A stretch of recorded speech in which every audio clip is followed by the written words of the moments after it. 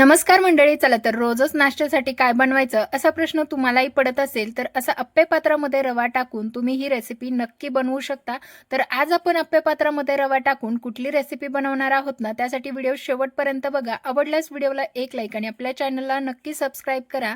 तर इथे आपण साहित्य घेतलेलं आहे, तर भरपूर असा पत्ता कोबी घेतलेला आहे, कोथिंबीर, कढीपत्ता, हिरवी मिरची, एक गाजर आणि कांदा.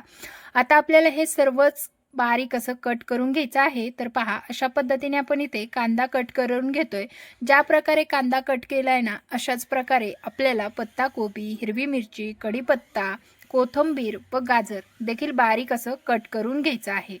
अशा पद्धतीने ह्या सगळ्या व्हेजिटेबल भाज्या कट करून घेतल्या. या व्यतिरिक्त जर तुमच्याकडे शिमला मिरची किंवा आणखीन कुठले म्हणजे काकडी वगैरे असेल ते देखील तुम्ही इथे वापरू शकता. आता इथे आपल्याला लागणार आहे मिक्सिंग बाउल. आता मिक्सिंग बाउलमध्ये अर्धी वाटी बारीक रवा घेतलेला आहे. जाड किंवा बारीक रवा तुम्ही इथे वापरू शकता. त्यानंतर त्याच वाटीने अर्धी वाटी तांदळाचं पीठ घेतलेलं आहे, जे नॉर्मली आपण घरामध्ये दळून आणलेलं असतं ते. त्यानंतर अर्धी वाटी फ्रेश दही यामध्ये घालून घेतलं. तसंच अर्धी वाटी सुरुवातीला आपल्याला यामध्ये पाणी घालून घ्यायचं आहे आणि आपल्याला हे पीठ अगोदर भिजवून घ्यायचं आहे.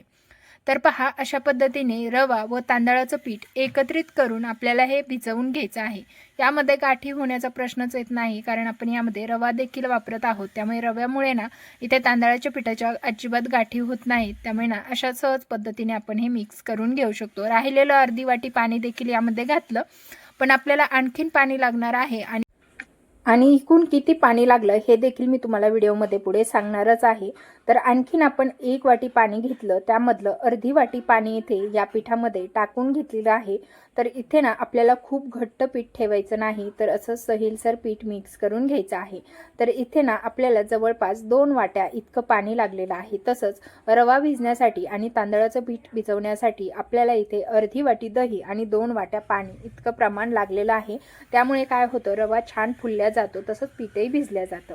आता हे छान मिक्स करून घेतलं की त्यानंतर यामध्ये कट केलेली हिरवी मिरची, किसून घेतलेलं गाजर, बारीक कट केलेला कढीपत्ता, बारीक चिरलेली कोथिंबीर आणि बारीक कट करून घेतलेला पत्ता कोबी, तसंच बारीक कट केलेला कांदा आपल्याला यामध्ये ॲड करायचा. आणि इथे धना जिरा पावडर सुद्धा आपण घालून घेतली. चवीनुसार मीठ घालायचं. धना जिरा पावडर घातल्यामुळे चव छान येते. तसंच पाव चमचा किंवा चिमूटभर इतका खाण्याचा सोडा आपल्याला यामध्ये घालून घ्यायचा आहे, जेणेकरून मस्त जाळीदार असे अप्पे आपले तयार होतात. आपण यामध्ये घातलेलं तांदळाचं पीठ जे आहे त्यामुळे ना कुरकुरीतपणा येतो. त्यामुळेच आपल्याला यामध्ये तांदळाचं पीठ घालून तुम्हाला वेगळ्या पद्धतीचा आज मी नाश्ता दाखवणार आहे.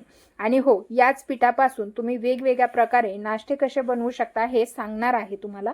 त्यामुळेच ना व्हिडिओ कुठेही स्किप न करता शेवटपर्यंत बघा. आता इथे पहा, सर्व व्हेजिटेबल्स भाज्या यामध्ये टाकून झाल्यानंतर मिक्स करून घ्यायचं आहे. आता यामध्ये तुमच्याकडे कमी जास्त भाज्या असतील, पालक असेल, शिमला मिरची असेल, आणखीन कुठल्या भाज्या असतील त्या तुम्ही यामध्ये ॲड करू शकता, ज्या खाण्यासाठी अतिशय पौष्टिक असणार आहेत. आणि मुलांसाठी आपण शक्यतो असे चटपटीत नाश्ते बनवत असतो. त्यामुळे ना यामध्ये तुम्हाला जेवढ्या प्रमाणात भाज्या घालता येतील ना तेवढ्या घालायच्या आहे. त्यानंतर पहा, पीठ भिजवून झालं की इकडे अप्पे पात्र गरम व्हायला ठेवलेलं आहे. आता ह्या अप्पे पात्रामध्ये आपल्याला थोडं थोडं तेल घालून घ्यायचं आहे. अशा पद्धतीने थोडं थोडं तेल घालून घेतलं. आता आपल्याला हे अप्पे पात्र थोडंसं हलवून घ्यायचं आहे, म्हणजे ना याला पाहू शकता अशा सगळ्या आपल्या अप्पे पात्राला तेल लागलं जातं. व्यवस्थित तेलाने ग्रीस झालं की आपल्याला यावरती आता अप्पे टाकून घ्यायचे आहे. तर इथे पहा, थोडं थोडं हे मिश्रण घेऊन हे अप्पे आपण टाकून घेऊया. सगळ्यात पहिले आपल्याला अप्पे टाकत असताना कडेचे अप्पे टाकून घ्यायचे आहे, कारण मध्यभागी गॅसची आग जास्त असल्यामुळे लवकर अप्पे भाजले जातात. आणि त्यामुळे जर तुम्ही अगोदर मध्यभागी अप्पे टाकले ना तर अप्पे पटकन करपले जातात. त्यामुळेच अप्पे आपल्याला सगळ्यात पहिले शेवटून मध्यभागी टाकायचे आहे आणि अगोदर आपल्याला सगळ्या साईडनी भरून घ्यायचं. तर आता पहा, आपण सगळ्यात शेवटून मध्यभागी अप्पे टाकतोय ना, तरी देखील आपले मधलेच अप्पे सगळ्यात पहिले भाजले जातात.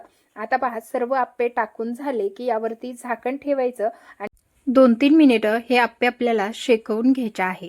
तर इथे पाहू शकता 2-3 मिनिटानंतर आपले अप्पे छान शेकवले गेलेले आहे. तसेच मस्त झालेले आहेत. जाळी देखील सुंदर अशी पडलेली आहे.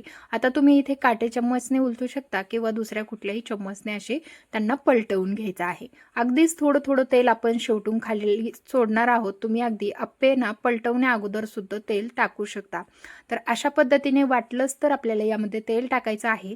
तुम्हाला याचा कुरकुरीतपणा लक्षात येतच असेल, कारण आपल्याला मस्त असा कलर आलेला आहे आणि सुंदर असे आपले अप्पे तयार झालेले आहेत पाहू शकता.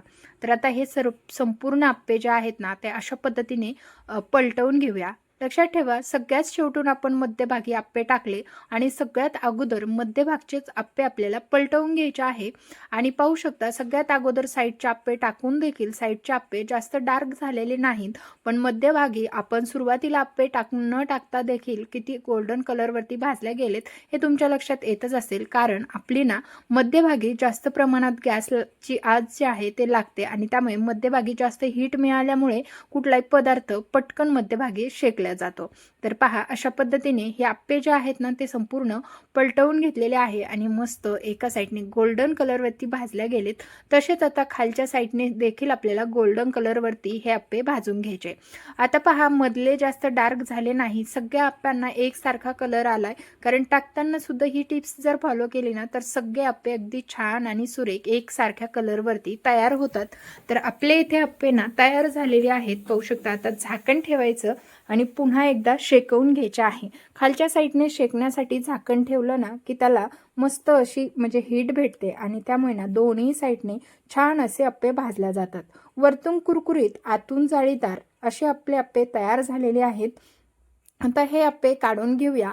तर ह्या अप्प्यांपासून ना 3 ते 4 लोक आरामात नाश्ता करू शकतात. एवढ्या प्रमाणात मी तुम्हाला इथे आज अप्पे बनवायला प्रमाण दाखवलेलं आहे. एवढ्या प्रमाणात जर तुम्ही अप्पे बनवले, पिठाचं प्रमाण घेतलं, तर या पासून तुम्ही 3 ते 4 लोक खातील एवढा नाश्ता तयार करू शकता.